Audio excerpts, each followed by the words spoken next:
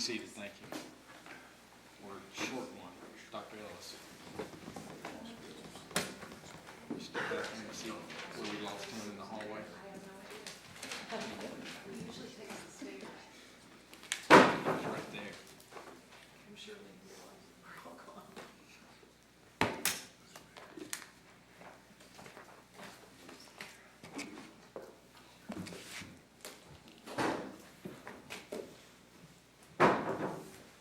All right, we're back. We're on. We're on the record. Coming up on 11 o'clock. Where are we, Mr. Mando? Counsel for the commission calls Heather Blackburn to the stand to testify.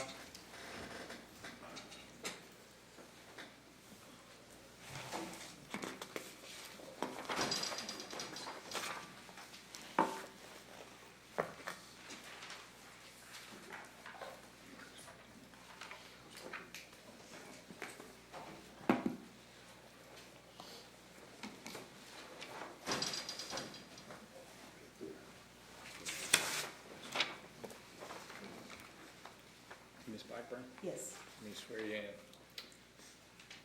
Do you swear or affirm that you'll tell the truth, the whole truth, and nothing but the truth? Yes. Thank you. Have a seat.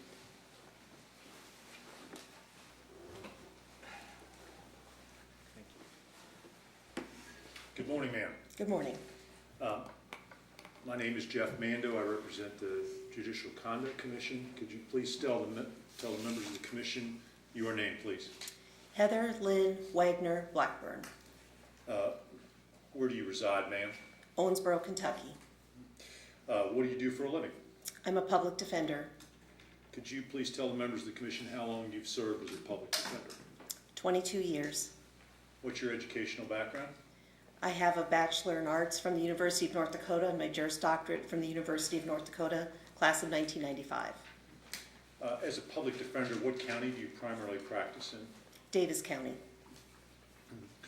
In your service as a public defender in Davies County, did you at one time, ma'am, become involved in defending Dalton Gordon, the son of Judge Julia Gordon?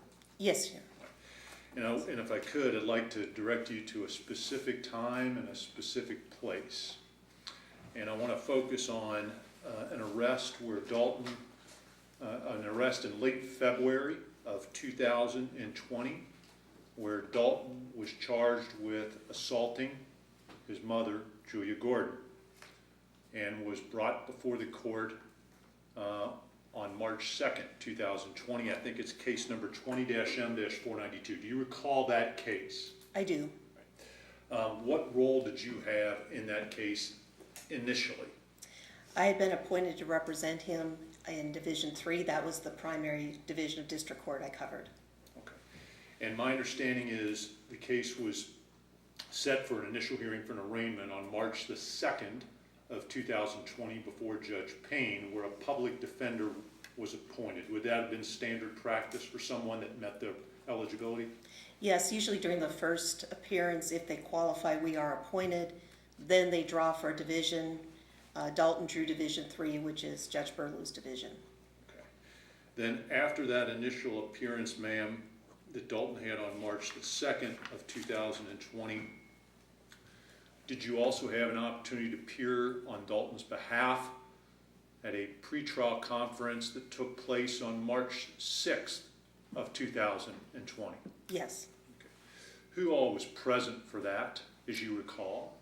Claude Porter was there. I was there. I believe Kent Overstreet was there as well. It's not uncommon for two county attorneys to cover, and usually multiple public defenders, because the dockets are quite large. And you were aware that Dalton was the son of Judge Julia Gordon, correct? Yes.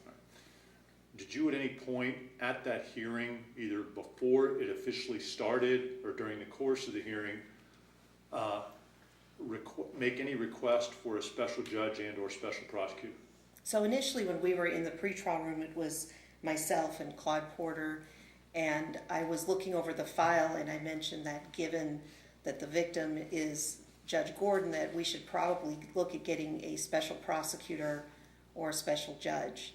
Mr. Porter informed me that there's already an agreement in place to put him into treatment. Now, this was in the pretrial room before we went to the main courtroom. And did he tell you who was involved in that agreement? Did he provide you any details? Not at that time. I thought it was a bit unusual that we didn't get a special prosecutor in place because that had been done previously, or a special judge. But at that time, they were still bringing inmates over in person, so he had been brought over to the holdover. Okay. You mentioned that there had been a special judge appointed previously. Through your work as a public defender in Daviess County, had you been aware that Dalton had another criminal case where a special judge had been appointed in that proceeding? Yes. Did Mr. Porter share with you any further details about why a special judge or a special prosecutor was not going to be appointed in this case on March 6, 2020? He never told me specifically why. That question was never really answered.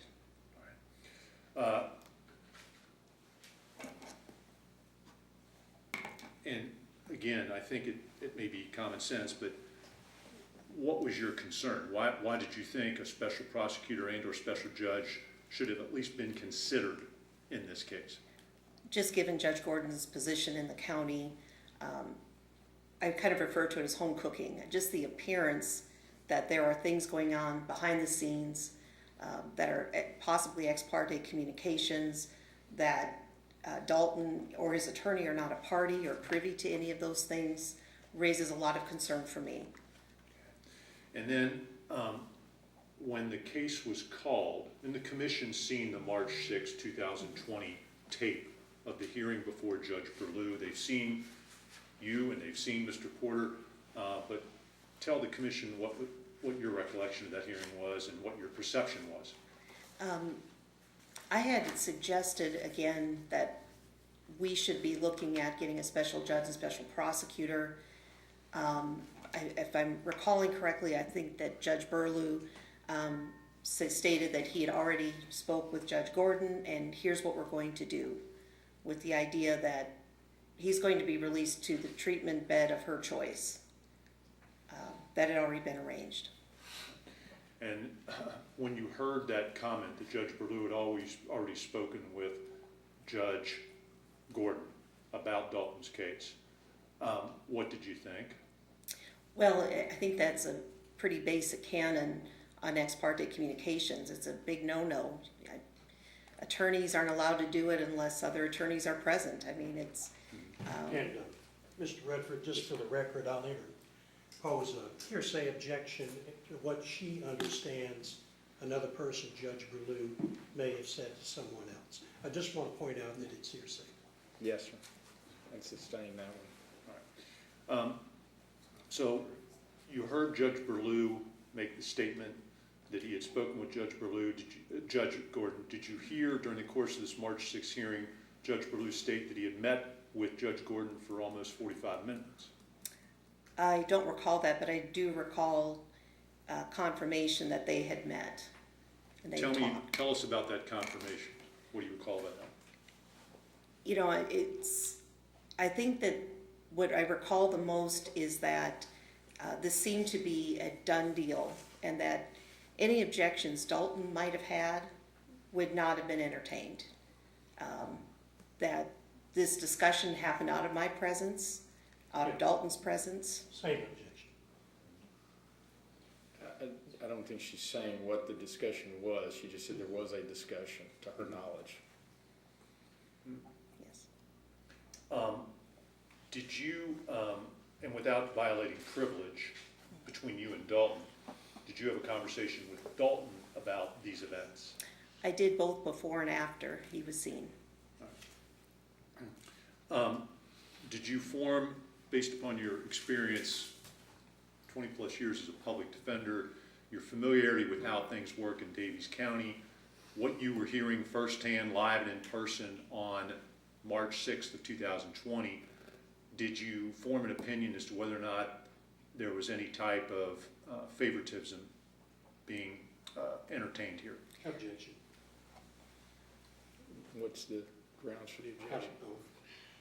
her opinion on this, a proper foundation has been laid to establish her fact that she had an opinion, but I think it's a little far afield, but I think she's entitled to, at least to her belief as to Sure. what took place or what her conclusions were reached based upon the totality.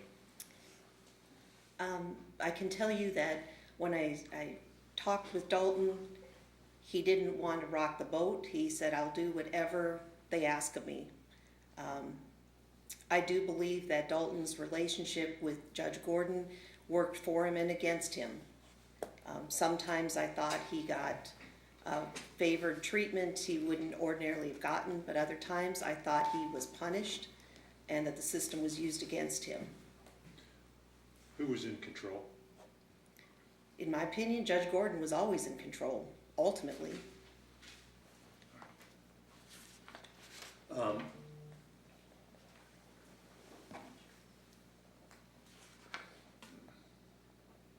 And at some point, you were removed from, that's a poor choice of words. At some point shortly after this, you were no longer representing Dalton? That's correct. Now, Yes. is that when Mr. Wilkie entered the picture? Yes. Did you feel it was odd at that point that you were being removed as Dalton's counsel? I wasn't really sure how to take that. I mean, he's certainly entitled to private counsel. It does happen occasionally that we do get replaced by private counsel in certain cases. I did wonder, though, if some of my concerns about getting a special judge, a special prosecutor, might have led them to go ahead and hire private counsel. So that wouldn't be pursued? Yes. Thank you, Ms. Blackburn. That's all the questions I have. thanks. Ms. West- May I proceed? Yes, sir. Mr. Chair? Ms. Blackburn, good morning. I'm Kent Westbury. I'm counsel attorney for Judge Gordon. I don't think you and I have ever met No. before, have we? We have not. You testified at the commission a moment ago. There was some concern on your part about the possible need for a special prosecutor and a special judge to be appointed in Dalton Gordon's cases. Did I hear that right? Yes. And you also said the fact that Dalton was the son of a judge, Judge Gordon, sometimes might have worked to his favor, other times it might have worked against him. Did I hear that right? Yes. Now, I understand, let me ask you this. Your supervisor is Lee Jackson of the Davies County Public Defender's Office, is that right? That's correct. Now, Dalton's criminal cases have now been resolved. Is that your understanding? To the best of my knowledge, yes. Right. And I also understand that Lee Jackson took over the representation of Dalton Gordon in concluding his criminal cases in the Davies County court system. Is that right? That is correct. Now, I also understand there was no special judge or no special prosecutor appointed. Is that correct? That is correct to my knowledge, yes. All right. Did you complain to Lee Jackson about that? Yes, I did. And what did she say? I think she felt that since she does not practice in Judge Gordon's court, that she could represent Dalton. Dalton was actually in my division. Since I moved to Division 1, I told Ms. Jackson, given everything that's been going on, I needed to step back, and she took over representation. And she thought it was okay to proceed with the case in the judge's courtroom that it was currently assigned, rather than bringing in a new prosecutor or a new judge, correct? I can't speak to her professional decisions. They are different than mine would have been. Yeah, so there's a little disagreement within the public defender's office, is that correct? I think we have a different opinion on the need for a special judge or special prosecutor, but Ms. Jackson can only answer those questions. Is she an honorable person? I think so, yes. Reasonable people can disagree on conflicts. Would you agree with that statement? I will only say that I can only speak for myself. I do not feel that that's a conflict that could have or should have been waived. Okay. I would not have made that decision. But Ms. Jackson apparently disagrees. I can't answer for what Sure. she says or does, but that's her decision. Is Claude Porter an honorable person? I believe he is. Okay. Does he try to do the right thing? Yes, I believe he You've does. worked in the Davies court systems for years and years, if I heard that correctly. I have. Is it his normal practice to try to talk and reach out to the victims of crime whenever he can? Yes, I would agree with that. Does he have a lot of cell phones, to your knowledge, if you know, in Davies County? He has No? one I know of. Yours? Yes,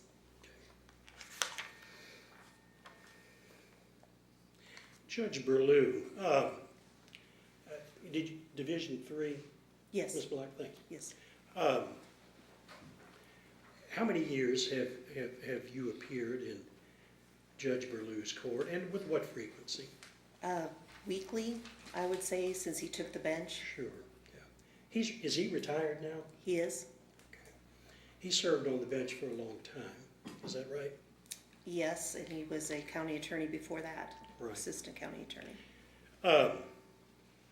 What kind of judge is he?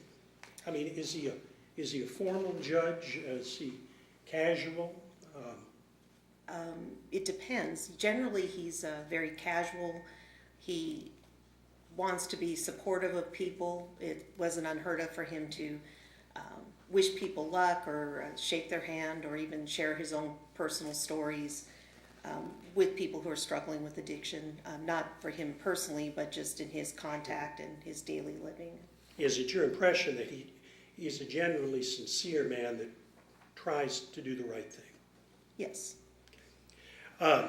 You were asked about a telephone call that he said that he had on a tape with Judge Gordon for some 45 minutes. You don't actually have any personal knowledge at all as to whether that phone call actually took place, do you? I didn't hear any phone call, so I can't Right. say I have personal knowledge.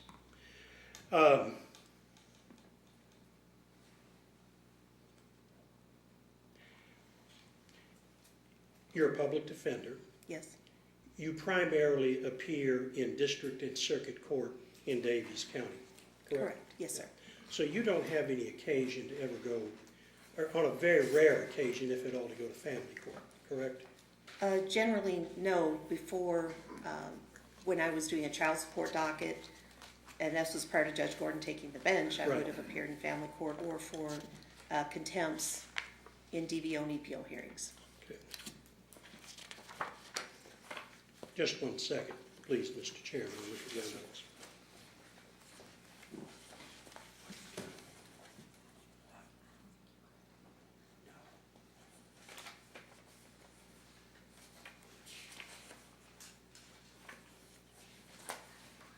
There, one quick area. There were questions about Clay Wilkie and his taking over Dalton Gordon's representation from you a little while ago. You know, don't you, that Clay Wilkie had previously represented Dalton Gordon in earlier criminal cases, ones before yours. Is that right? He may have. I don't know for sure. I'd have to look and see. Right. You don't have any reason to doubt that? No? Trying to think of anything else.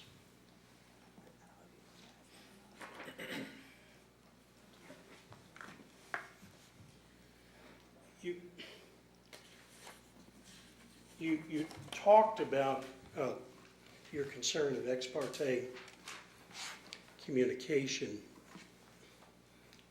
between Judge Gordon and Judge Burlew. And I know you said you didn't actually listen to a lengthy conversation between them, but I mean, was it serious enough in your mind that you felt like you would consider filing some sort of a complaint regarding Judge Burlew? Did you bring it to the attention of the Chief Circuit Judge, the Chief District Judge, or any sort of regulatory agency, or not? I did not. I can tell you that I thought about it. Had my client wanted me to push back on this sort of stuff happening, I most certainly would have.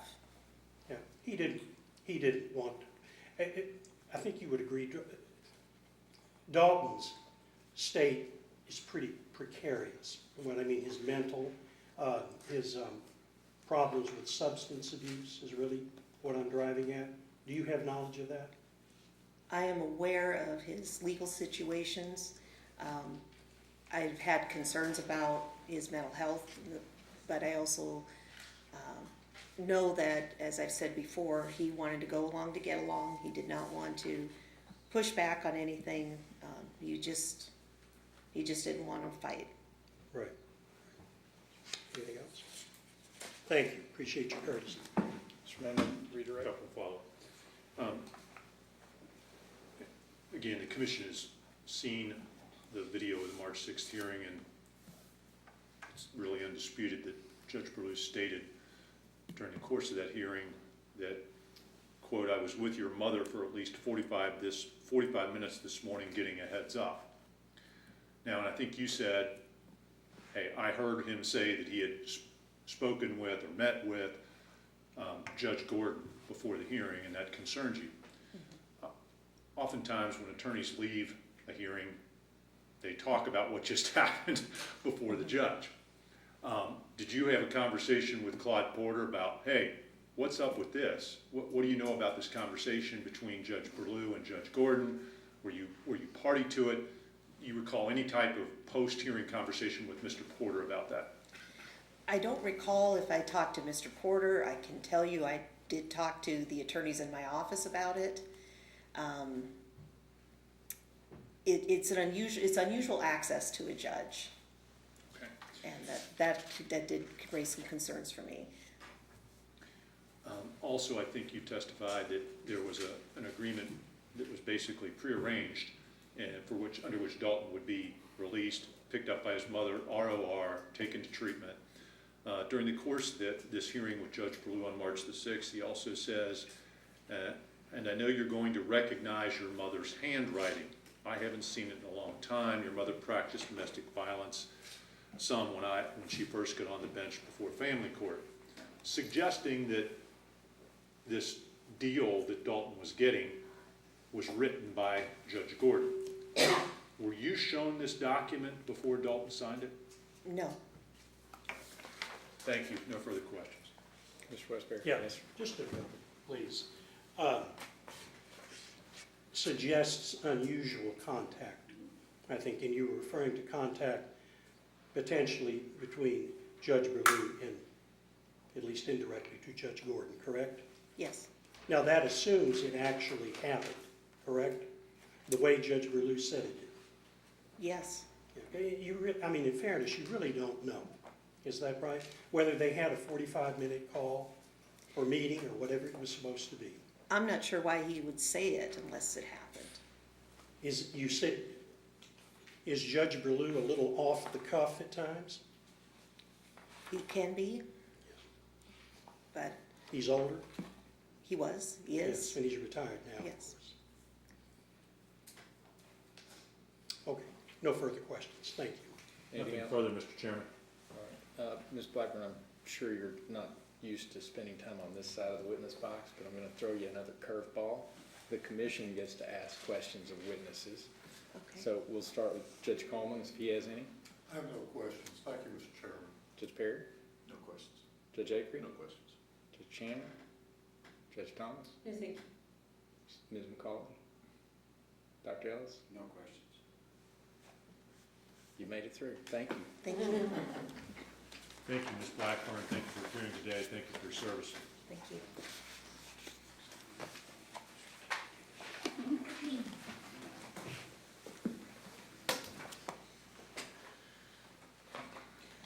Counsel for the commission calls Claude Porter to testify.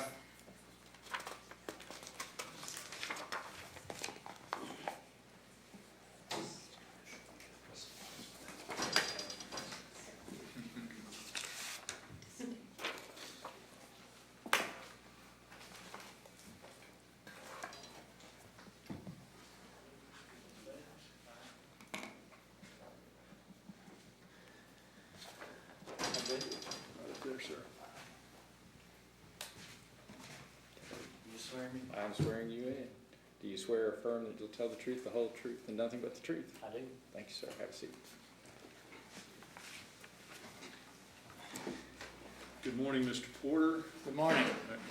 For the record, my name is Jeff Mando. I represent the Judicial Conduct Commission. Appreciate you coming here today. Could you please tell the members of the commission your full name and where you reside, please? Claude Porter in Owensboro, Kentucky. What is your occupation, Mr. Porter? I'm an attorney and I'm the county attorney in Davis County.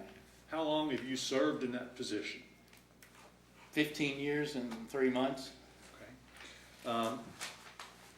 In that capacity, in your capacity as county attorney in Daviess County, are you familiar with Judge Gordon? I am. Describe how you became familiar with her and how you would describe your relationship with her. Well, she was a lawyer before she became judge and was part of juvenile court, part of others. Because she practiced there, I knew her. Then she became family court judge. And the county attorney's office, and I in particular am the prosecutor in the family court. Okay. So you regularly practice in front of her in the family court division? I did. Okay. During the course of your career as county attorney, did you become familiar with cases that involve, criminal cases involving Judge Gordon and Sale Gordon's adopted son, Dalton? I did. Right. And specifically, I know the commission's heard testimony about cases 17F 748, 20M 492, 20F 1038, 21F 798. We may get into the details of those, okay? All right. But my understanding is you were the prosecutor on all those cases. Yes, probably. Okay. Knowing that you practice regularly in front of Judge Gordon, once she assumed the bench as family court judge, and her son was being charged with criminal cases in Daviess County, walk us through your thought process as to whether or not you felt a special prosecutor was warranted or not. I did not. Okay, and why is that, sir?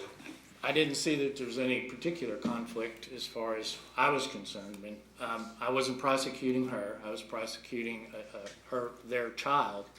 And I pretty much did with him what I would do with any other in like or similar circumstances.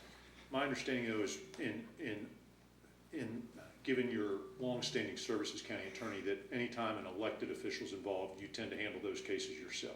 I do. Okay. And this fell into that bucket. It did. Hopefully, small bucket. Yes. All right.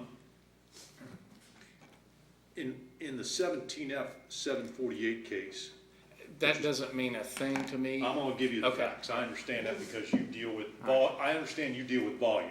Okay. Yes, somewhere in the neighborhood of 20 to 25,000 cases a year.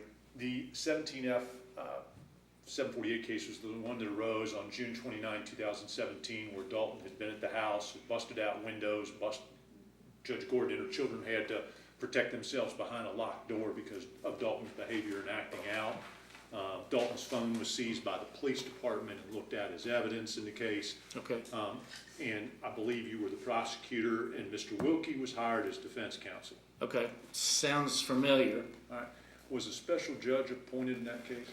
I don't remember if that was the one. There was at least one instance where there was a special judge from Hodgensville who came and served as a special special judge in that one. Okay. And I don't remember if that's the particular one or not. There was one that, yes, where Judge Reed Yes. was appointed special Yes. judge in the case involving Dalton. And again, if you know, because I know you don't make those calls, but to the extent that you were involved, or at least heard what was going on, why was a special judge appointed in that case, but not in any other criminal case involving Dalton and Daviess County? And I'm not sure that I know, because in each of those, it was the judges that made the decision about asking for or requesting a special judge. Mm-hmm. And I don't remember that any of the district judges either asked me or said anything to me about having a special judge. Okay.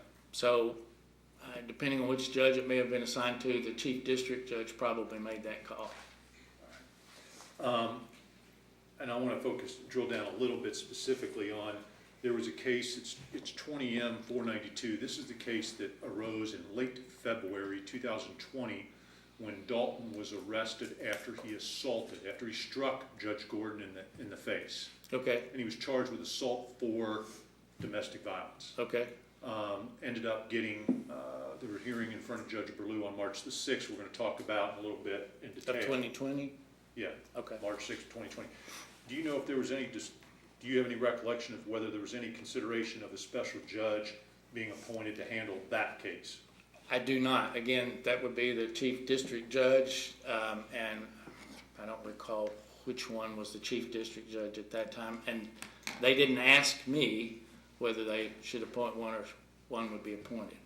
Do you recall in that case, that 20M 492 case that arose from Dalton's arrest at the end of February 2020 and led to some hearings in early March 2020, Heather Blackburn having a conversation with you suggesting that a special prosecutor and a special judge be appointed?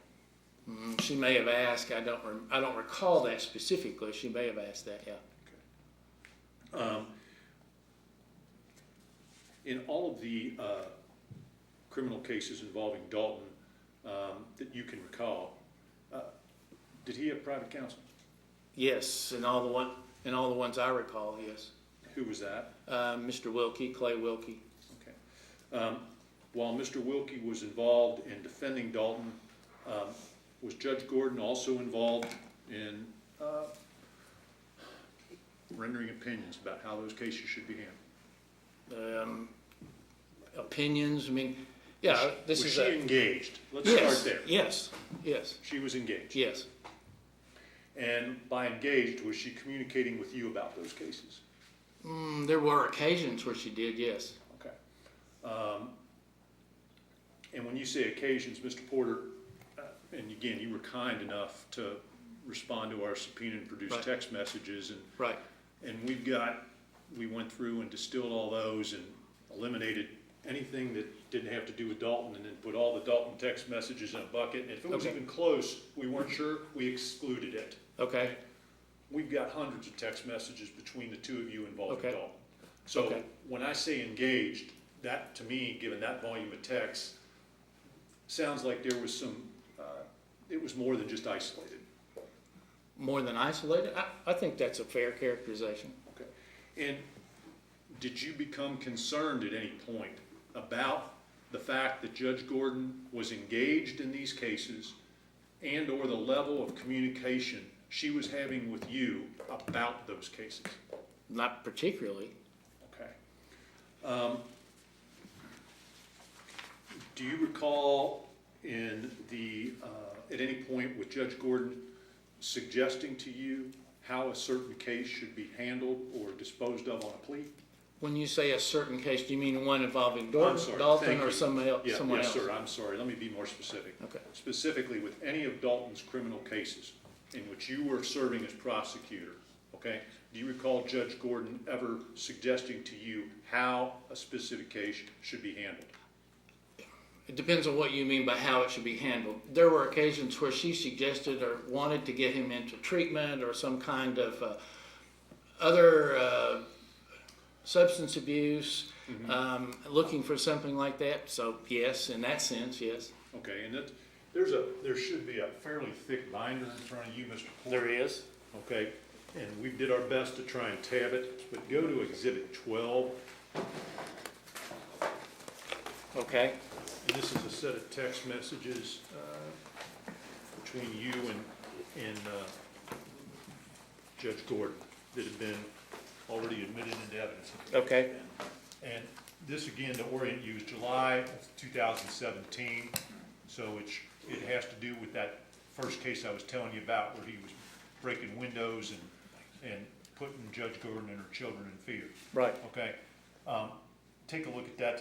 Does that refresh your recollection about Judge Gordon suggesting how that came? Yeah, about saying, asking for a deferred prosecution or completing 6 months on an inpatient treatment and waiving others. Yeah, that's apparent. In fact, I think I told your investigator when he called the day I was there, I'd gotten a call almost exactly like that from another parent with almost exactly the same situation, where they had asked me, they had a felony that the young man had torn up their house, as Dalton had done to their house, and both the parents, again, friends, who had called, sent me stuff and called, and what I do, I would guess it's almost exactly that same thing. And I think she also asked for a favor and wants to know when he'll be released from jail. Yeah, I get those calls almost every week about a parent who wants to know, can they get their child out? Or more often than not, will you keep them in jail? Okay. Then, and again, looking at it in isolation, I hear what you're saying, okay, but we've got a history here of several cases with Dalton that go over the span of years. Certainly. You agree with that, right? Yes. Okay. Now, after this arrest in June 29, 2017, there was another arrest that took place in October of 2017. He ended up being indicted by a grand jury in 2020. Okay. This was one where, so he was in custody at some point. He was released at some point he was released to Friends of Sinners, but then you're familiar with that, right? Yes, I am. Then after he was in Friends of Sinners sometime in late 2017, there was an episode there. He relapsed, got drunk, didn't return, okay? Do you recall an exchange of text messages with Judge Gordon about that, where she was asking you to get something handled, and I mean get it handled now? I don't recall that specifically. If you've got one and turn it to me, I'll Yeah. take a look. Take a look I at don't doubt that I did, yes. Take a look at Exhibit 9.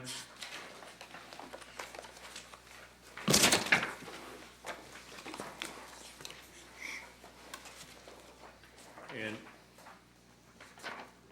it kind of starts at the bottom of the first page, Mr. Porter, but then it really picks up, and you can see the whole strain of communications on the next 2 or 3 pages. Okay. Yeah, And I want you to take a second to refresh your recollection. okay, Again, the commission has seen this. all right, But these texts were taking place over the course of at least a full day, all throughout the day, it looks like, and into the evening. You Okay. agree? yes. Okay. Well, I don't see I see some of the times, yes. Yeah, some of them are on here, some aren't. Ones that, like if you're on the bottom of page 2, it's 8:19 p.m. On page 2, my pages aren't numbered. All right, but let me put it this way, Mr. Okay. Porter. On the bottom, it should say 67 of 248. Oh, okay, all right, that's a little easy to find, yeah. So it's 8:19 p.m., correct? Yes, Okay. Then the text continue on, okay, onto the next page, say page 68 of 248. right. What's going on here? What is she asking you to do? To file a motion to hold him, or to get a pickup order to have him pulled in because he had violated the terms of his release. Okay. And she wants you to continue to try and get a hold of this Judge Reed to make this happen, correct? Yes, Okay. yes. And you're responding to her text, are you not? I am. Okay. And at some point, she even indicates that she's going to maybe go down there and drive down herself to get this taken care of? You're gonna have to show me where you mean exactly. All right. Maybe that, I'm sorry, that could be in messages with Mr. Wilkie. I apologize. Okay. It's the same set of events, though. Okay, But you're telling her still no return, on page 68 of 248. okay, You say, still no return of Judge Reed. She says, can you call him or send to a local judge? You said, I can only send, no local judge will sign. Then she says, does he understand the urgency here? I hate to be so pushy. I'm trying to avoid a repeat of last time. I mean, it sounds to me like she is really pushing hard for you to get this done. I agree, yeah, And were you, and I understand that you're a county attorney, you're elected official, you're trying to answer and help your constituents, the Right. citizens of Daviess County. right, But you're also aware of the fact that she's a family court judge. I am, So, and me, I don't know about you, but when I get a call or a text or an email from a judge, it tends to go to the top. Maybe not all the time, but it does. I would say tends to go to the top. Okay, it It's tends a to go to the tendency top. to do that, yes. So, were you giving this a little more attention, at least in part because of who she was? I'm not sure I'd go that far. Okay. All right, and then,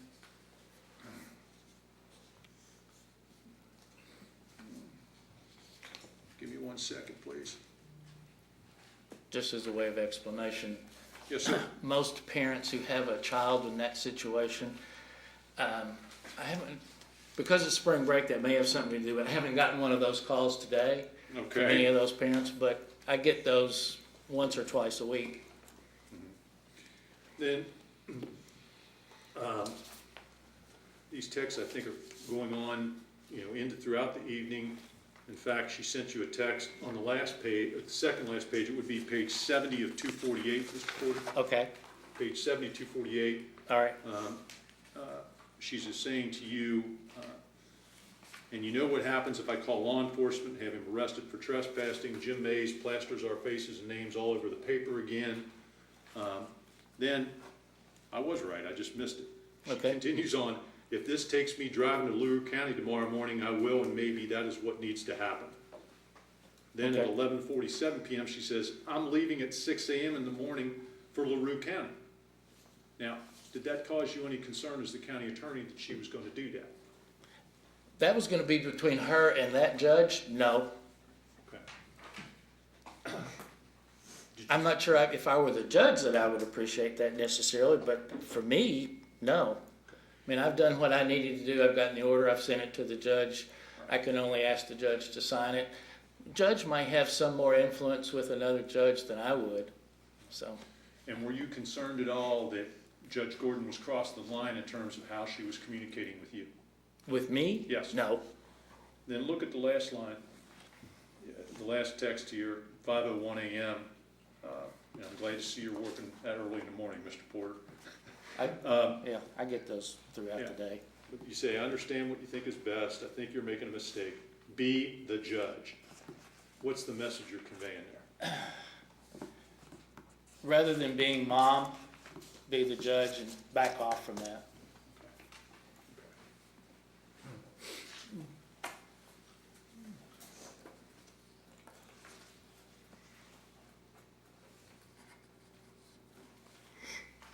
Then, also, as part of Exhibit 9, I think it's page 71 of 248, okay?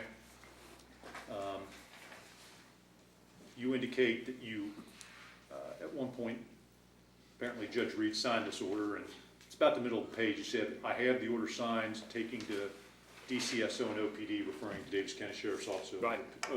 Owensboro PD. Then she later on the morning of the night, she says, you know, if I don't seal that order, it will be printed verbatim. You know, if you don't seal that order, it will be printed verbatim in the paper. Was she asking you to seal that order? I don't know whether she was or not, but I wouldn't do that. That's not something I would do.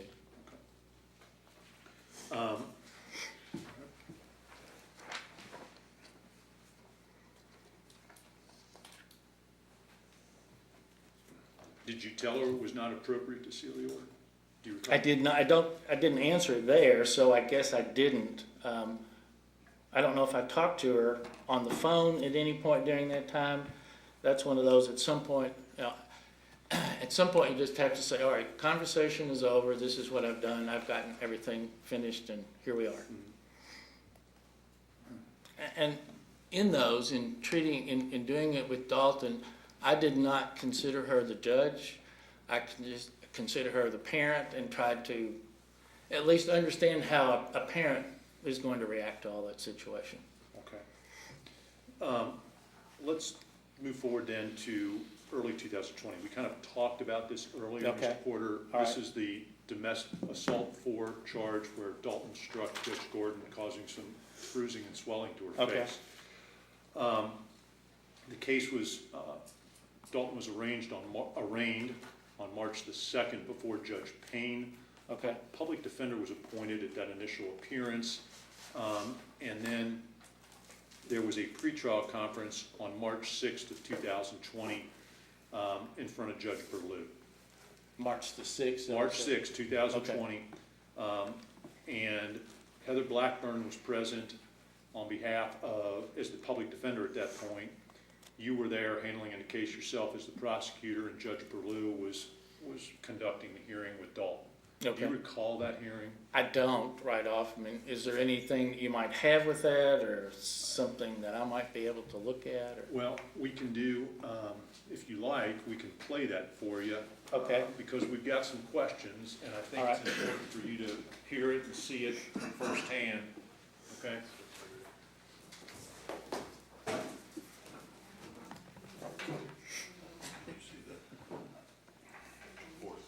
Yes, I can see it, yes. Rachel had to go do something.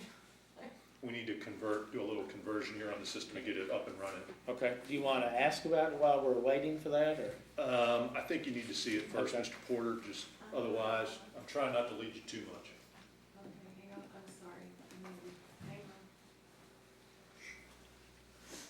on. I know how to pause and start again. If you call Rachel, I think she knew how to just switch over the view from the courtroom to the laptop. I know there's a menu thing, I just don't know where it is.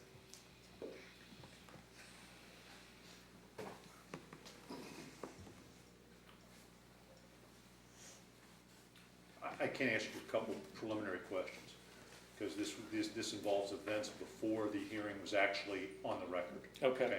All right. Do you recall any conversations, generally in these cases, are there pretrial meetings before the case is called? Often there are. Yeah.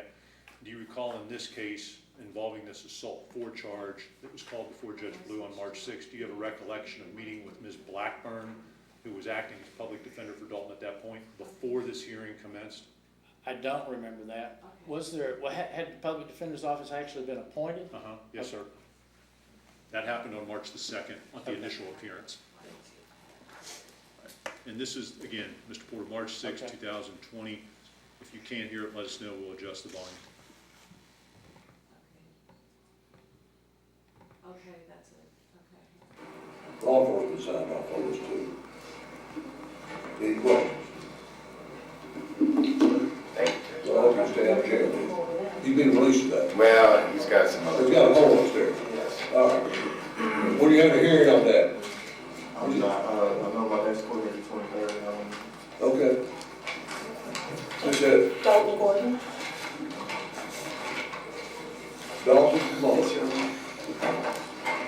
I've got them You got one of these? No, I've got them in there.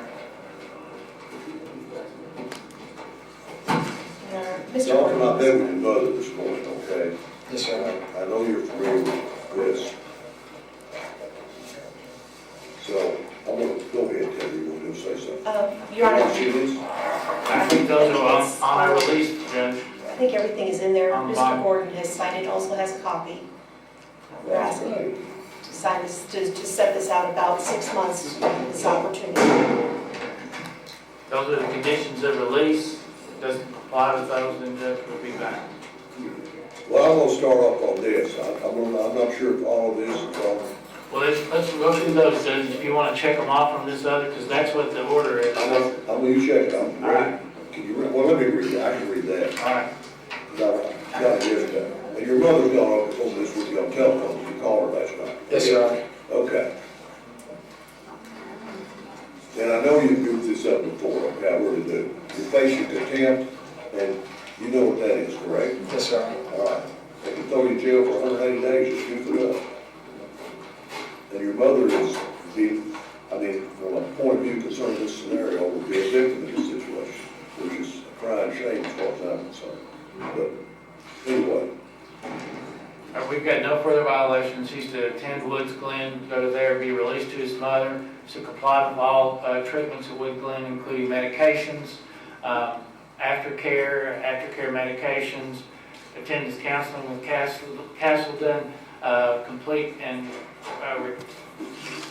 meet all appointments, and medication is prescribed. right. Stay out of Grandview Road, whatever that, 901 Grandview Road. That's his mother's house. He's not to be there unless he has specific permission to be there.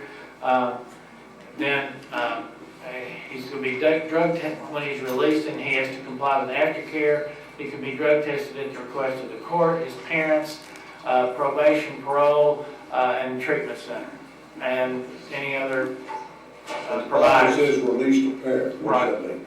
But he's gonna be released to his parents. She's gonna pick him up and take him, when he gets released, she's gonna take him to the treatment place. And he's being released on his own recognizance Yes, today. today. Now, they normally release, I don't know when it'll be out there, if she knows that, it'll be. we'll let her coordinate it. Right, that's, Okay. Now, a lot of wordage. Okay. Okay. And, I mean, I'll look at another police report out there, just get a heads up on, brief heads up on yourself. And, so I think we've covered all those things, Judge. I know some of the history you've been through and struggled through, those sort of things. Yes, sir. The adversity things, big time. Those out and you have to deal with that. You've seen the movie Good Will Hunting? I feel like I have. Okay, if you don't see it, you relate to it. With Ben Affleck and that. Yeah, I see it. They came up through big time abusive, okay, what now? We're done, Judge. He'll go Okay, back, fine. yes, he'll go back, and then the jail will get that, and then they'll coordinate the time of release.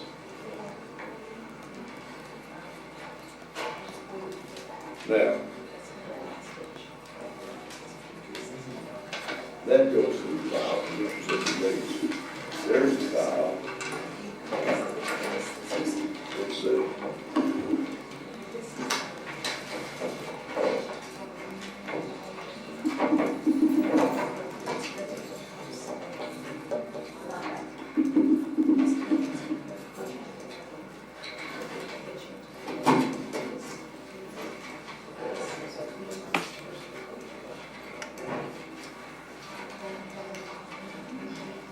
Right here. What date? I'm gonna give this to you. I'll hand it in right now.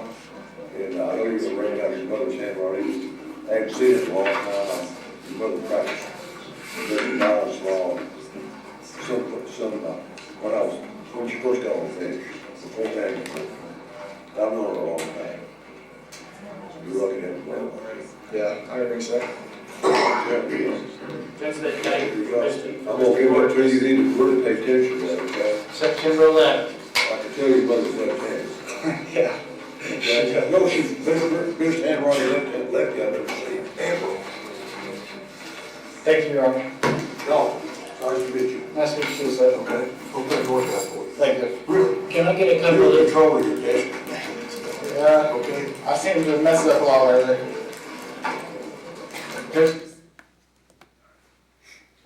That refresh your recollection, Mr. Porter? yes, Understand you probably have hundreds of pretrials a year.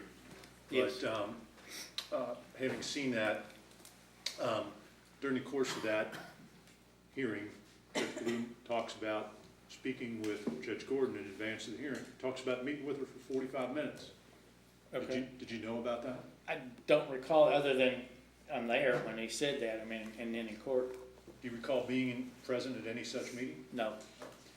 It also seems fairly apparent that, and I saw you kind of pointing Judge Berlew to certain things that were Right. on terms of release and Right. conditions of going to treatment, et cetera. Yes. So clearly something had been worked out in advance.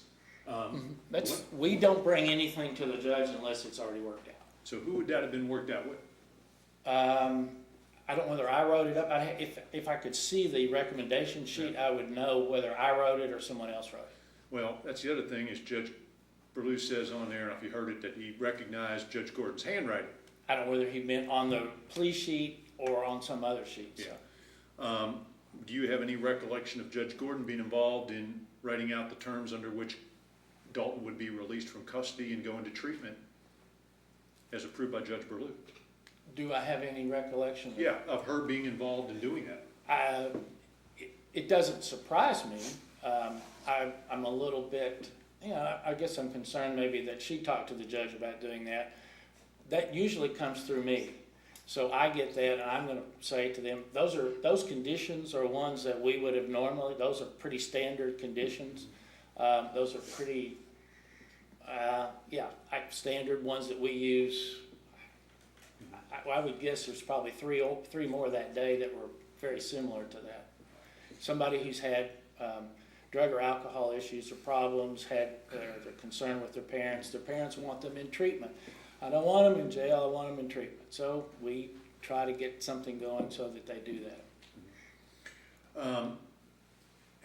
But it did concern you that Judge Berlew had apparently met with and spoken with Judge Gordon about how this case was going to be handled. Objection as to form. It assumes that it actually happened, and that's in dispute.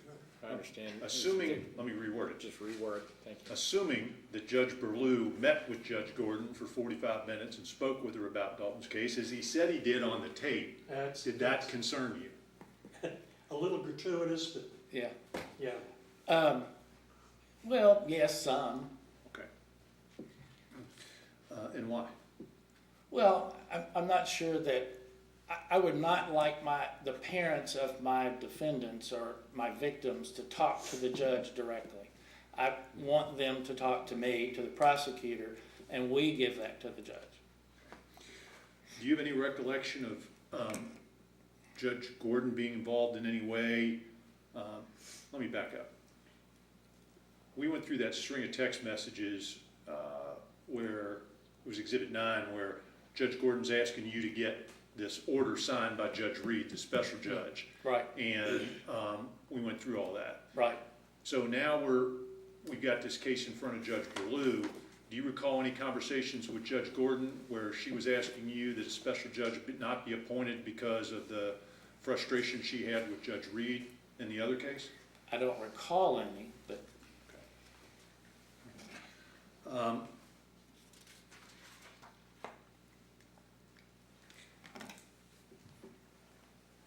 Do you recall Judge Gordon asking for any other favors with regard to Dalton's cases?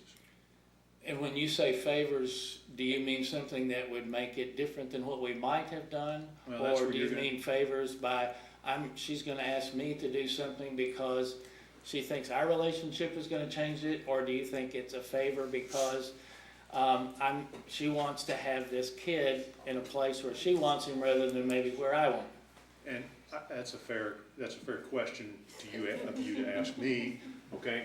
But let me give you an example, all right? And you tell me whether it's the norm or if it's outside of the norm or how, okay? All right. All right. Take a look at Exhibit 55. I think I've got that right. Let me double check. Maybe not.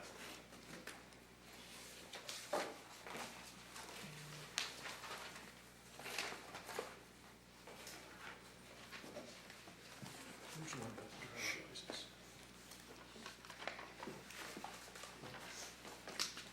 Yeah, I'm sorry, it is the one, but it's Exhibit 55, and I'm on the first page, Mr. Porter. Okay.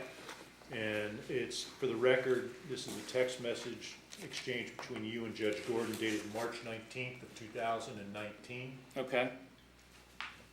And she's talking about Dalton taking adult DUI classes. He took them all, paid for them. Notice of completion is in the file. Apparently she's saying he needed to complete some other kiddie program.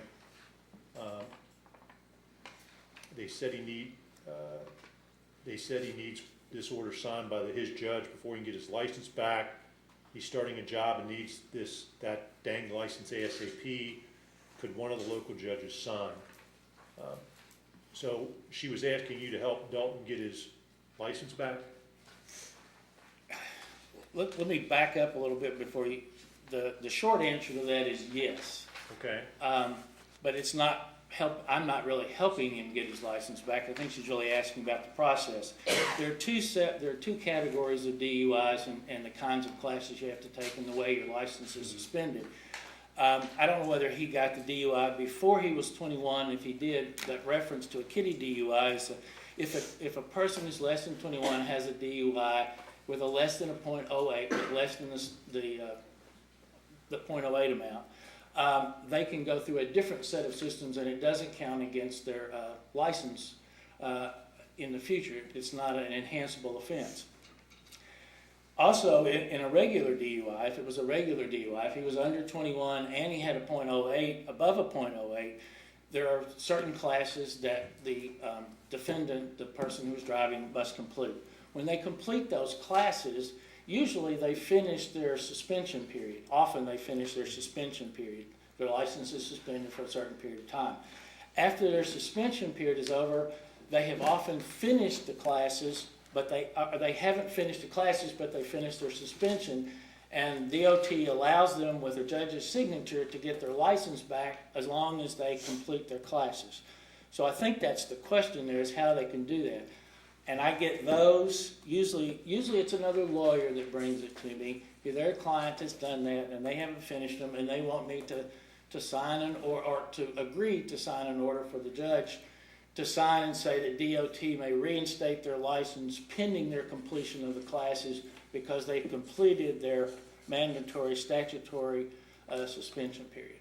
So I think that's the question. Okay, and so in sum, it looks like she's saying, can you help by getting one of the judges to sign this order? Right. And I would, again, usually when the other lawyer brings it to me, all they're asking me to do is sign it saying that I agree, and they take it to the judge.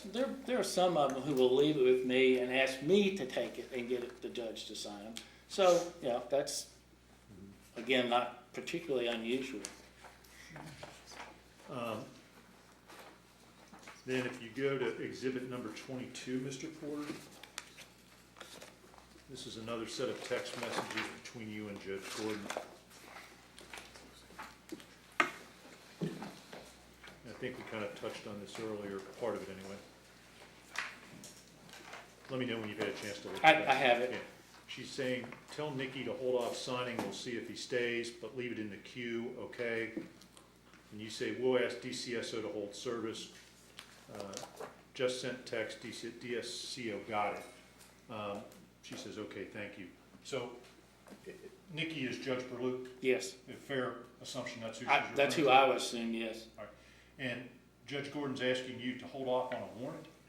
No, Hold a off pickup, on service on a warrant? there's a pickup, I think there is. This is one where it's one of those like the other ones where he had violated the terms of his order.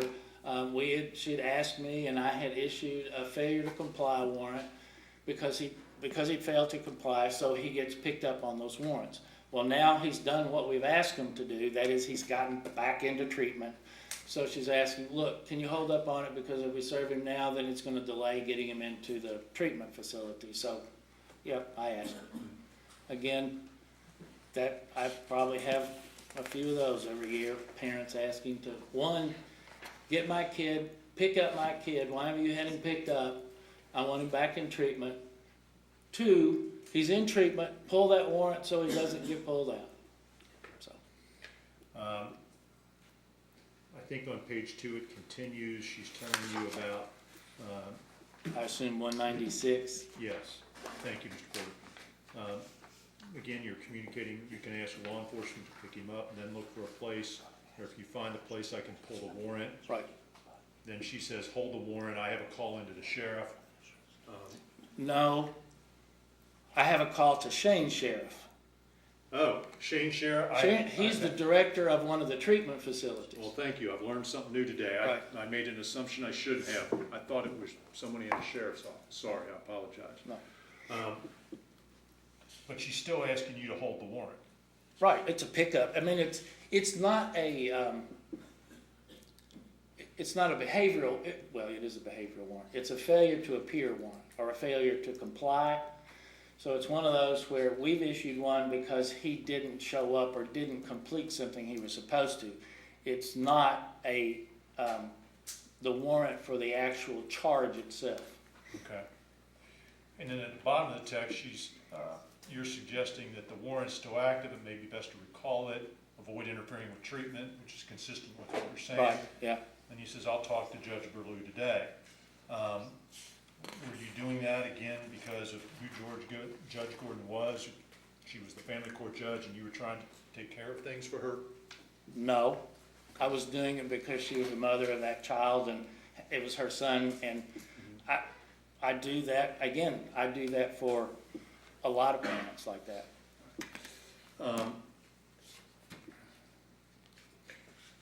Did law enforcement in Davies County ever express concerns to you about Judge Gordon and her calling for assistance, maybe without going through proper channels? I didn't get, Normal channels. yeah, I didn't get those directly. I sort of heard about them. They didn't, and I don't know what the reason was. They normally called me about that. They would often call me when there was an instance where they were at her house, if there was a question they had about service or about how to handle things. Mhm. So, Okay. And then, as I wrap up here with you, Mr. Okay. Porter, I appreciate your patience with me. And one follow-up, did law enforcement ever express frustration to you as the county attorney that they felt Dalton was receiving special treatment? I didn't get that impression exactly, no. 1 second, please, Mr. Chairman. Yes.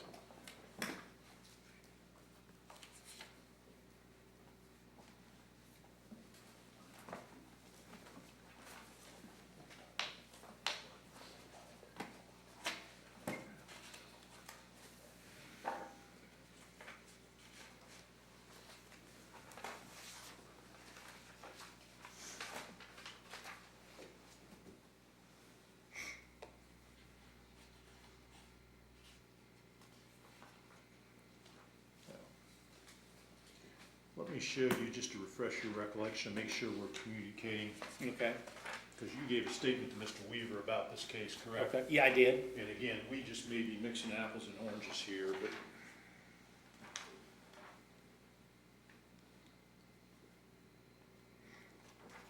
may I approach, Mr. Chairman? Yes. Chairman? This is page 21, read that question and answer, see if that refreshes your recollection about whether or not law enforcement was expressing any concerns about Dalton receiving special treatment. Are you want me to read the highlighted portions? Or just look at the highlights, see if it refreshes your recollection about what you told Mr. Weaver. I said, had they expressed frustration, concern that Dalton had numerous arrests but never seemed to go to jail, at, treatment or something else? And I said, yes, and that's true for a number of our other drug-related ones, meaning other drug-related offenses and defendants. Thank you, Mr. Porter. Then,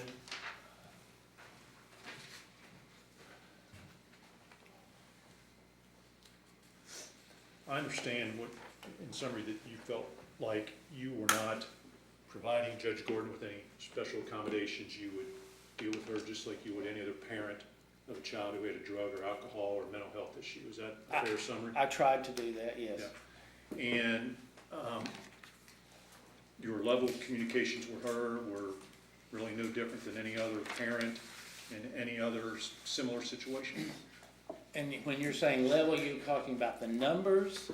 Are you talking about the type? All of the above. All of the above. Okay.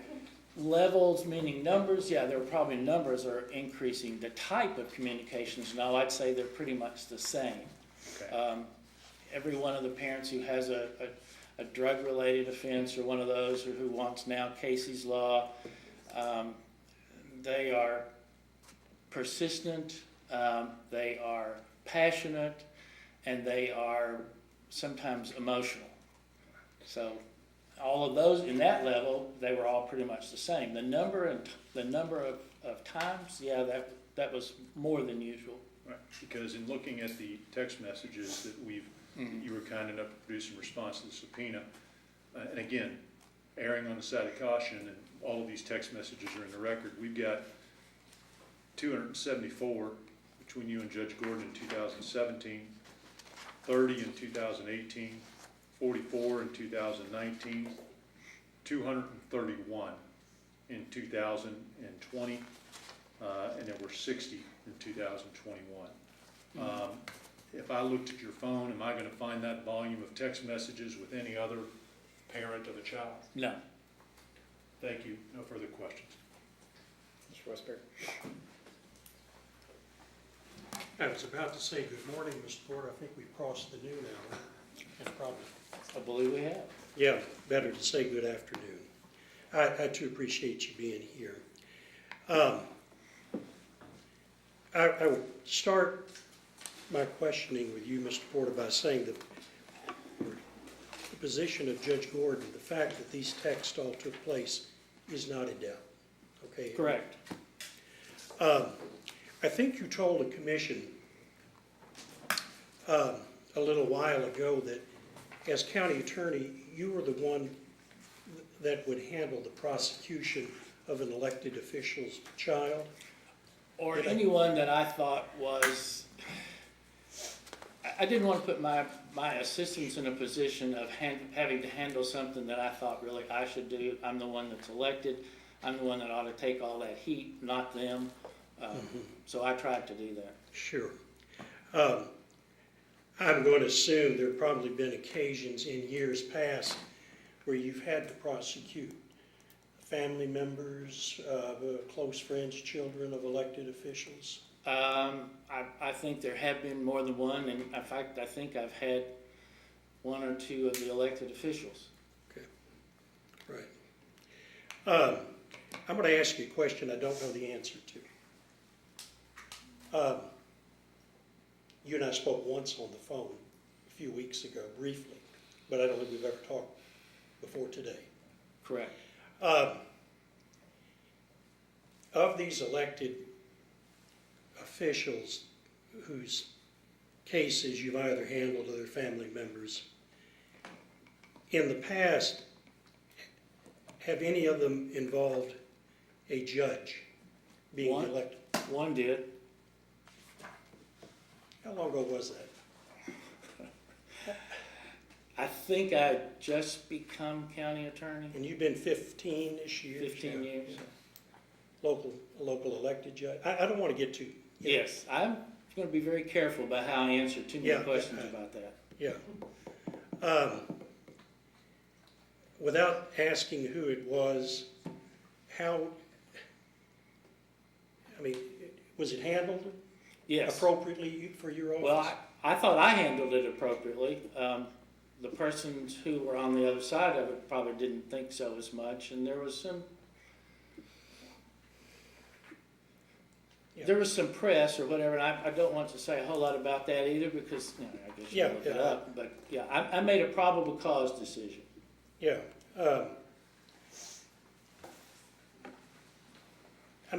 And I'm going to ask you another question. I don't know the answer. The reason I ask, the elephant in the room, is I think some on the commission, rightly so, have concerns about this level of communication that Judge Julie Gordon had with law enforcement, which includes your office, Right. maybe others within the system. The fact that it happened, it's just not in dispute. But were there ever any discussions in your office, going back almost 15, and you're getting ready to retire? So I am. good for you. About what do you do? Having nothing to do with this. No, I hear you. I'll be 70 years old at the end of my term, and I told my wife and daughters that I would retire 4 years ago. I didn't, and they were not very pleased. I hear you.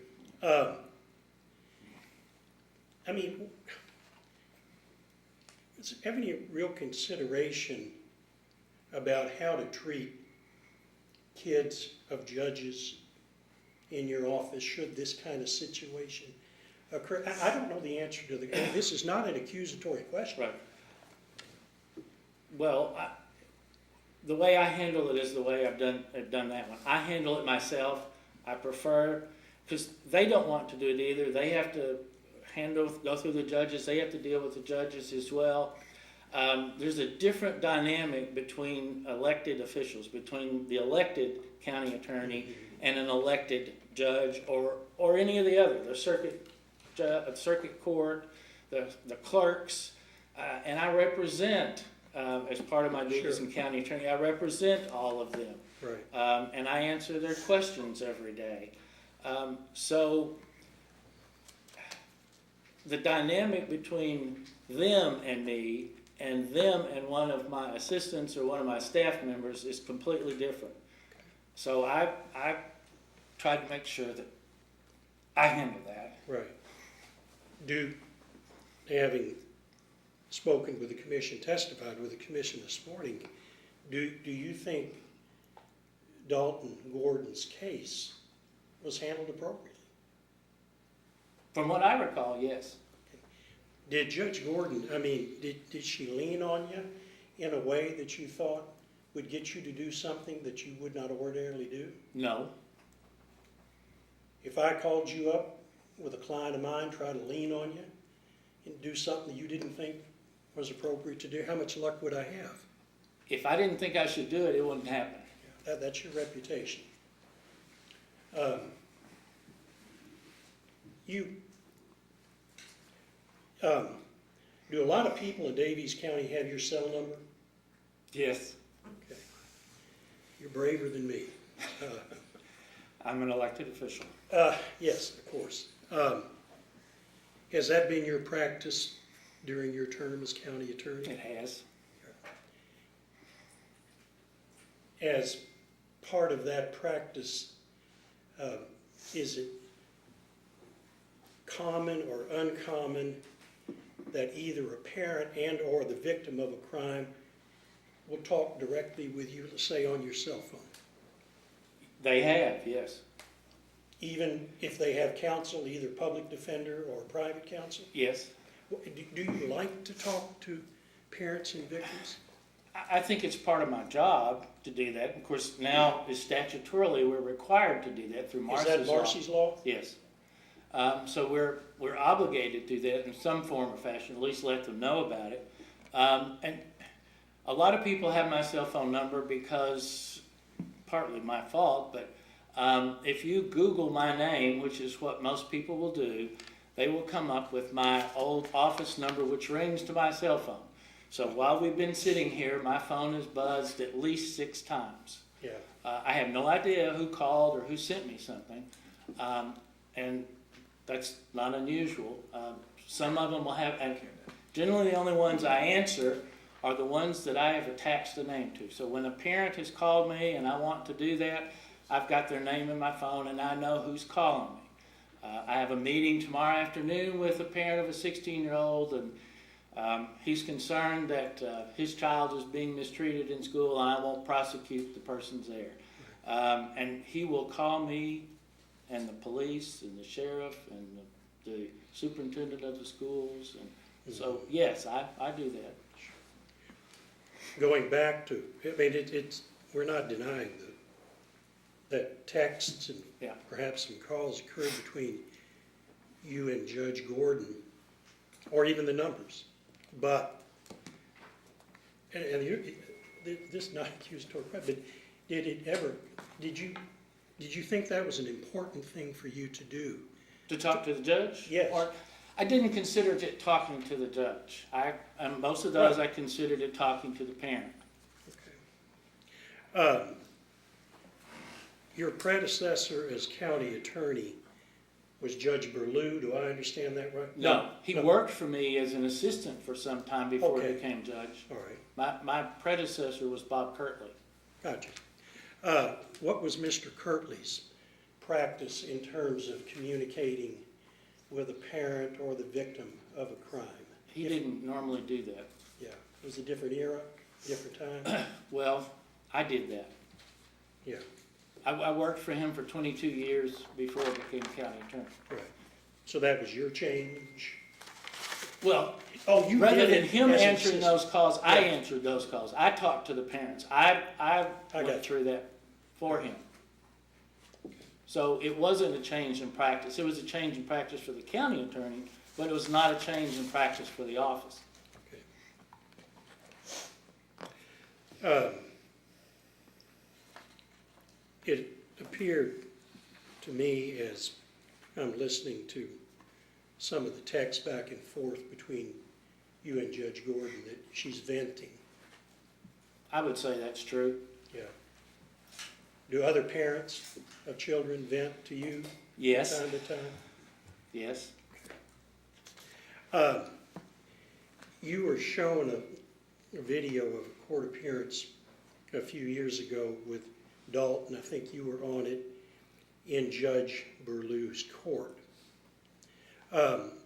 Judge Berlew said from the video, if I heard it right, I'm paraphrased, but I think it's close, that he had talked with Dalton's mother before the hearing.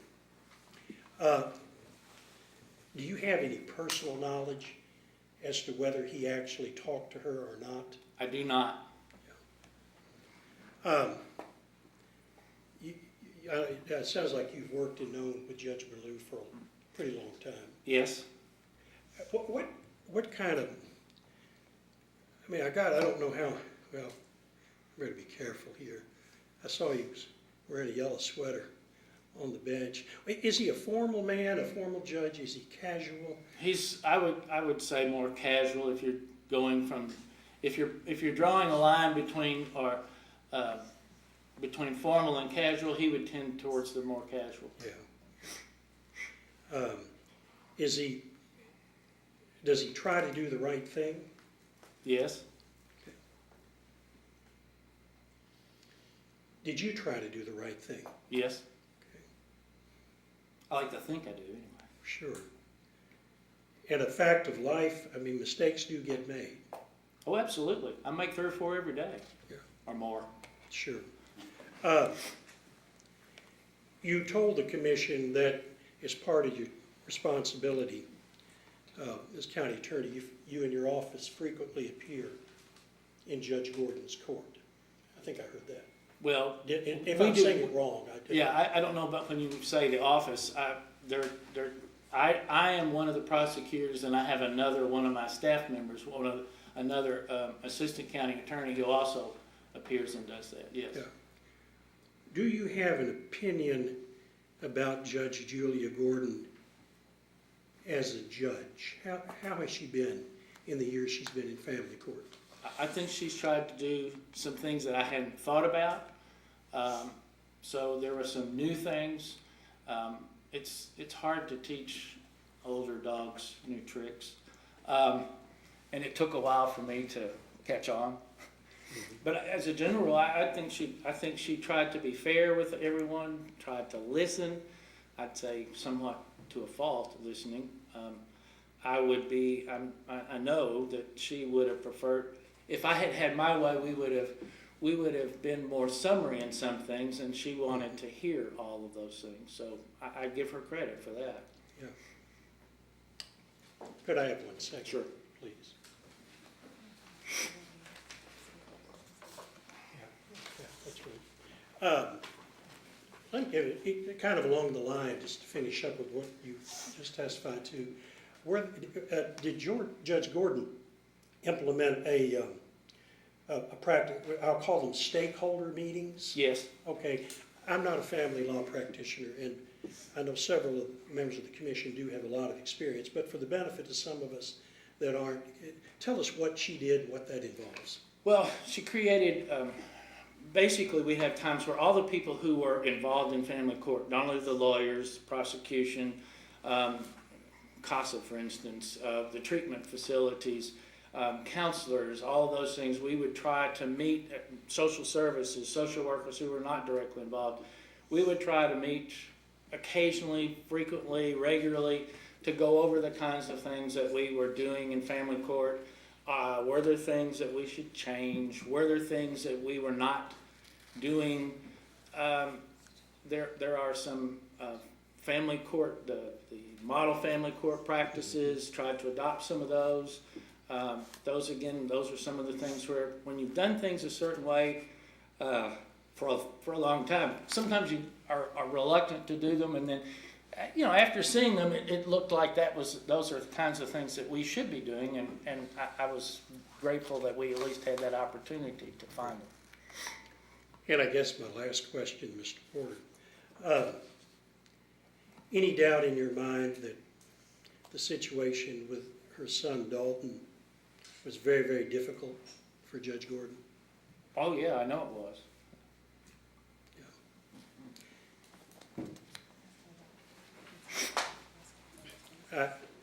I'm violating my own rule. Favoritism in, there's been an allegation, okay, that she, Clay Wilkie, representing I do, Dalton yes, for time to yes. time? For a number of years, correct? I've known him for a number Oh, of years. no, he represented Dalton. Yes, I think he represented him in most of these cases, the ones that we're talking about. Yeah, okay.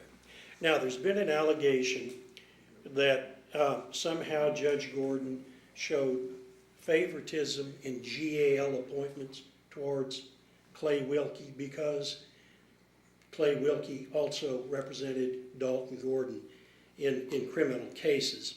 I've never talked to you about this, but do you have any indication at all that there was ever any favoritism? I didn't see it or notice it. We don't have any input in who is appointed Yeah. through guardian ad litems or the parents' attorneys, and we had a lot of them. We had a lot of cases, so people got appointed, and it seemed like they all had roughly an equal number. But that's something that there's obviously the clerk keeps a record of all that, and you can find out. That's out of your personal. Anybody ever complained to you about it? There was one lawyer, not Mr. Wilkie or any other, who said, I didn't seem to be getting as many appointments as I was for a while, and that lawyer asked me to say something to the judge. I don't remember if I did, but then it was shortly after that, it was like that lawyer got a lot more appointments, so. And I don't mean to say that I had any influence in appointing for that one or anything else, it's just, we had a lot more cases and a lot more people got appointed. A lot more people became interested in the family law because they bumped the price up a little bit. Thank you, Mr. Porter. You're welcome. Mr. Chairman, thank you. Yes, sir. Mr. Mando?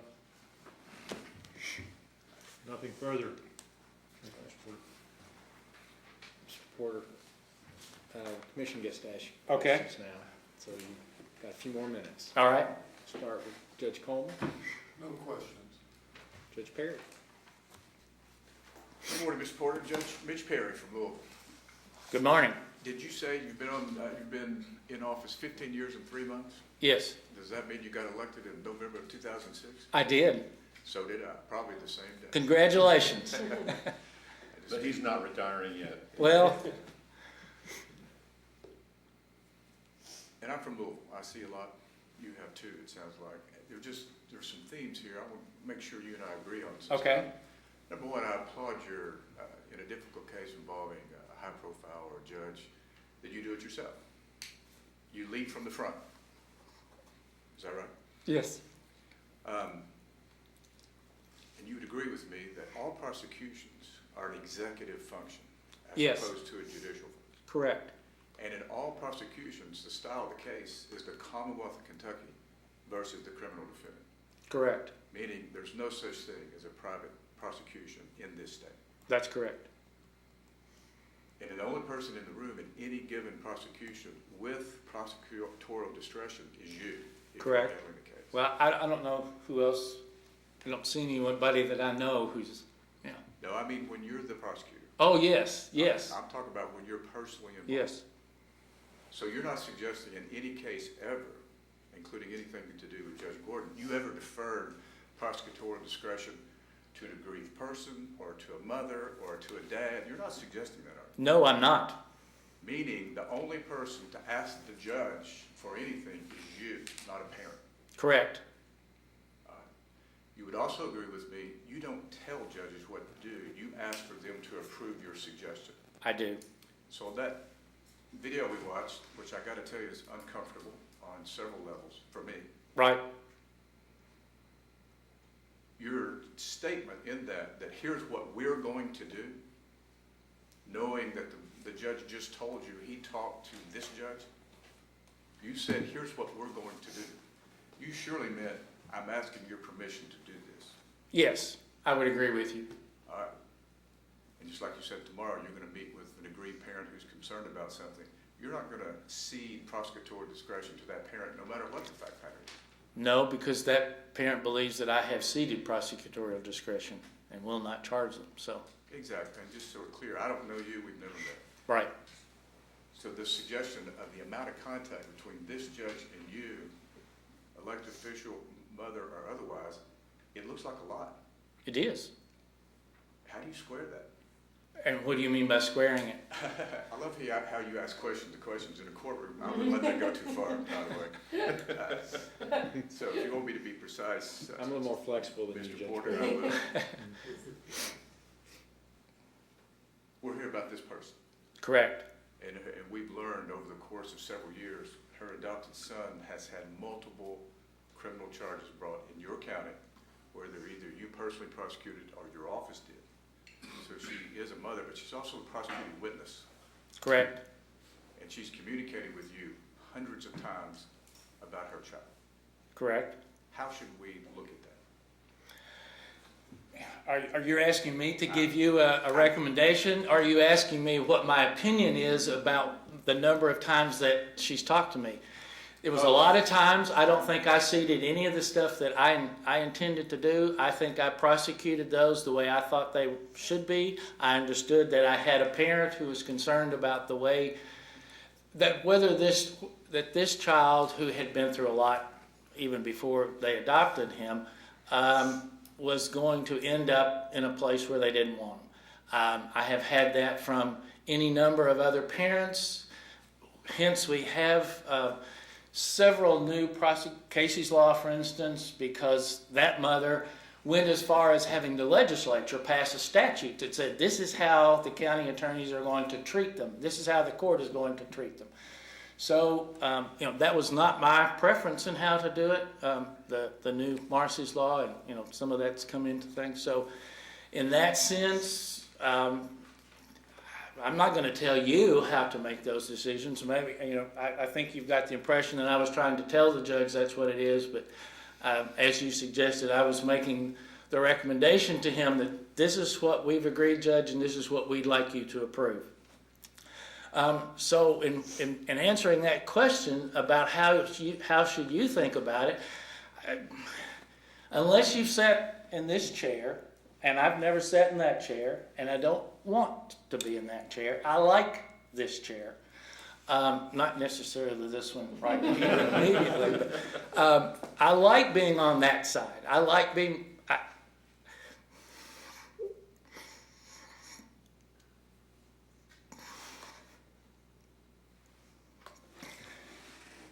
That's all I ever wanted to do. So... Let me change the subject. Among other things, Mr. You don't Porter, need to do that. No, it's okay. Among other things, I'm a retired Air Force colonel. I too have led from the front, and I know when it's hard, and I truly applaud your courage to be here. And we recognize it's not easy, and you were put what to me looks like in a real prism of making hard calls under duress. So we're glad you're here. Thank you. That's it. Passing the witness, I suppose. He is, yes. I want to add my commendation to you and the emotion you just expressed there, because I know what you're talking about. This was a year I go, okay, do I run for re-election or not? It's got to be tough when your family's pulling and your heart's pushing.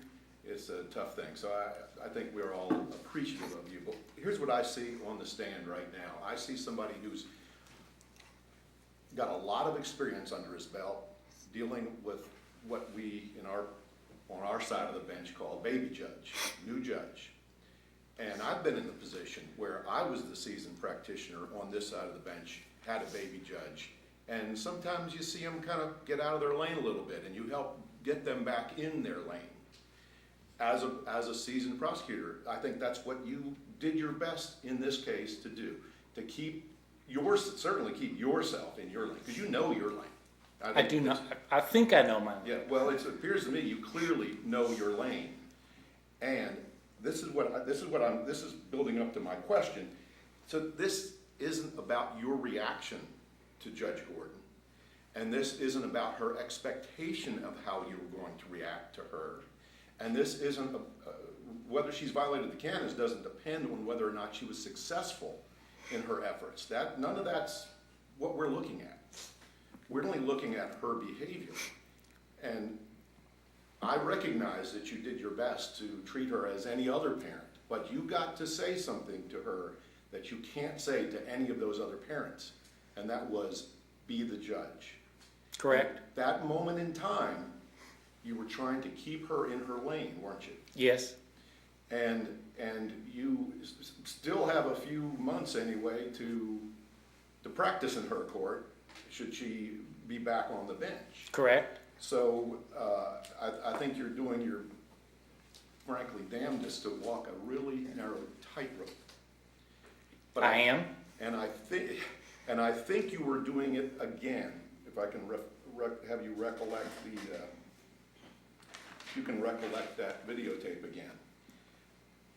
Tell me why my perception that I'm about to describe of that videotape is incorrect. Somehow, Judge Burlew got a handwritten note from Judge Gordon laying out exactly what was on what your office typed up. Okay, I am not sure that's an exact characterization, because on that form, and I don't know if you all have a copy of our recommendation forms, a part of that recommendation form requires the complaining witness, Judge Gordon, to sign. So it may be the signature that he sees on there that is the notice that he said, I see she wrote that and she's left-handed. As a general rule, I fill those out. The prosecutor fills those out because I have to sign them. So I sign it, the complaining witness signs it, and the attorney signs it. And it's mostly a fill in the blank. There's just a couple of little things in there. We have a place for what are the other conditions. So that, I'm not sure what you're, well, again. Let me be a little more clear. All right. Because I'm going to look at that tape again because I want to make sure that I'm not mistaking something. But my recollection is that he was reading from something, this is what it appeared to me, he was reading something handwritten by Judge Gordon, and you were trying to redirect his attention to the very same thing that was typed up by your office to get his attention off of the handwriting Now that's a possibility. I don't recall that, but that's a possibility because I want him to look at our recommendation form. Rather we have than a the form. We handwritten make a thing. recommendation on the charge, right. and we go through all that. Because you actually, as I recall, I think you say something like that's the same thing on this form or something to that effect. I may have said that. I don't recall that either. And if I'm not mistaken, didn't Judge Gordon hand that piece of paper to Dalton? Whatever it was. We might have done that. I'm sorry, Judge Burlew.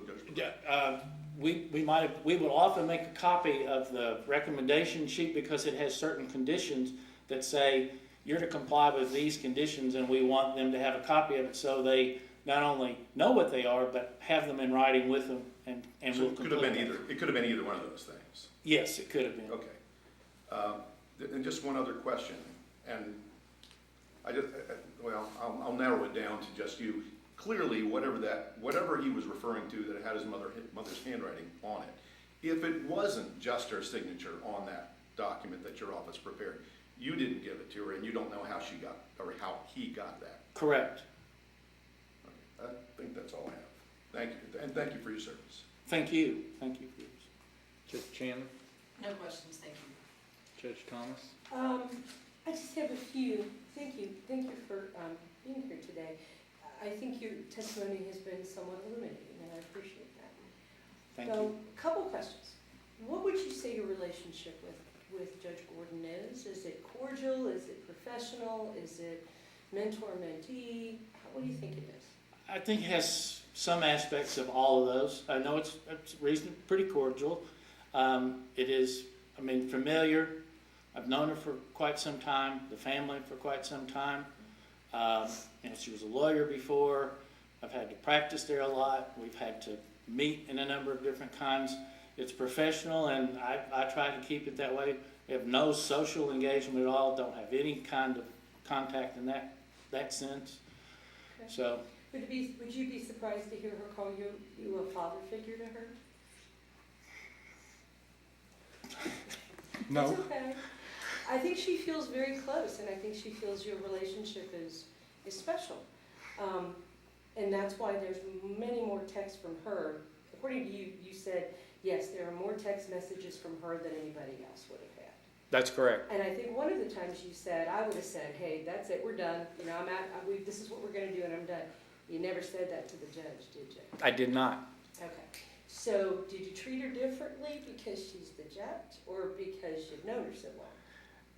I treated, if you're saying differently in the fact that I let her do that and all that stuff, Yes. I think I treated her differently probably for two reasons. One is she was a parent of this child and having all these problems and all this stuff, and it was eating up at her. And the second was that I have known her for a long time, and not that it's any different. So there's a very good chance that any one of you all, and I've had this call from more than one judge or whoever, who's gotten a speeding ticket in my county or one place, and they want to know what I can do about it. Well, judges generally don't. They send somebody else. Not this one. Yeah. No, I did my county attorney diversion program. Thank you. Right, and that's one of the reasons we did that, and the statute did it so that we have it. So I tried to treat everybody the same. It's obvious that you do, and I think it's obvious that you care about folks and what happens to them. And as Judge said, this isn't about your reaction Right. and anything that you did. It's about the perception that Judge Gordon got special treatment. That's the concerning piece. And so that's, the only last thing is, in the video that we saw with Judge Berlew, and you're talking about the release conditions and so forth, you had said, release the mom, release the parent. And he says, well, that's normally not they're normally not these release conditions. Something We don't along have those quite lines. so He many. seemed a little flustered. We don't have quite so many usually. They're not, usually it's let's get them into treatment. They can go to treatment. I will sign an order that says they can be released to the treatment facility, only to the treatment facility on a certain day. Or they have to go to the treatment facility. We come back and check, are they in? And this wasn't a bail condition that was going on at this point in No. time. This was basically a diversion or conditional, basically going to be a future diversion. You stay good for 6 months and do all this stuff, then we'll dismiss this thing, kind of. Right? That's how I heard it. Yes, I think that's correct. Okay, so these just weren't release conditions. This was the completion of the case if he followed through and did what he needed to do. Yes, Right? conditioned if he followed through and did what he's supposed to do. I would call that a diversion. That if, here are the conditions, Fair enough. they're Yeah. informal. We usually are formal about it and call it a deferred prosecution, and we'll formally enter it, calling it deferred prosecution. We did not do that. We set it out 6 months, meaning that we didn't defer it, because if we deferred it, then I've got to file a motion and say they haven't complied. If I don't defer it, if I just set it out, all I have to do is set it back on and I'm ready to go. I don't have to file any motions or convince the judge to put it back. And when there was the issue about not having the bench warrant served, it was in the queue. And when I hear that it's a warrant that's sitting there waiting for the judge to sign it, and it's not moved to the serving officers, the sheriff, the police department, whatever. That's my e-warrant system, the way I do it. But when you say, she said, keep it in the queue or hold on to it, has that been signed by the judge and you're just not having it served? Well, in that particular instance, I'm not positive, because the failure to appears don't always get into they don't go to the e-warrant system. They're a paper warrant generally. We don't always get those into the e-warrant system. Mine are all e-warrants. We got rid Well, of all I the would like to think that all of ours are, but I don't think all of ours get into that system. So, and this wasn't a failure to appear, this was a failure to complete conditions, right? Yeah, So failure it to was comply. more a probation or conditional discharge violation Correct. kind of thing. Okay, it's a little bit different. All right. Thank you. I appreciate your honesty. Ms. McCall. No questions. Dr. Ellis? Just a couple of quick comments here. Mr. Porter, first of all, as a personal thing, of course, I'm a citizen here, but I suggest you probably don't need to unretire like Tom Brady, it sounds like. From what you said. Seriously, I am very moved by your years of service to the people of Daviess County. I'm from a small rural area in far west Kentucky here, so I applaud you for being so accessible to your citizens there. That's this day and time, it's probably unheard of. But anyway, thank you for your service. No questions, just. Thank you. Thank you, Doctor. Mr. Porter, I would like to pass along to your family a thank you for your service. I hope you have developed a good hobby, because you'll need one. Right. My father prosecuted for decades, county attorney and Commonwealth attorney, and he did not develop any hobbies, and so his retirement was continuing to work. Oh. And so anyway, enjoy it if it happens to come, but I'm not counting on it. Right. Thank you. So, a couple of questions, All right. and I'll continue with the metaphors. I think it was Judge Acree and Judge Perry talking about you were in a lane, you know your lane. What I sensed from a couple of these emails, or text messages, and the one that I'm looking at was exhibit number 9, and it looks like it's page 67 of 248, and you can look at it if you need to, but the one I was interested in was when Judge Gordon was asking you to give her contact information for Judge Reed. And she says, and can I have the number? And you passed along his contact. And then you say to her, I don't usually give judges cell phone numbers to parents of defendants. I sensed from that, and then from the other one back here where you say, be the judge, that you saw she was out of her lane. She was getting off the road, and you were trying to put up guardrails. Yep. And for all you were trying to do, it wasn't working, but you were trying. Well, I didn't give her the number, which I figured she could get from the judge's places anyway. Well, it looks like you gave her the contact off your phone, that VCF. That would be. I may have done. I did. Yes. Okay. Yeah. And then you put up the guardrail because you said, well, here it is. But hey, I don't usually do this for parents. Right. Okay. And then she says, she's reassuring you. Okay, I won't use the number, but will you call please and explain the urgency? Right. So I think she's recognizing you're Right. putting up a guardrail, and then she's going to pacify you. Right. So it's okay again. So did you ever get to a point where you felt like you needed to say, hold up? I guess that's when I said be the judge, and maybe I didn't.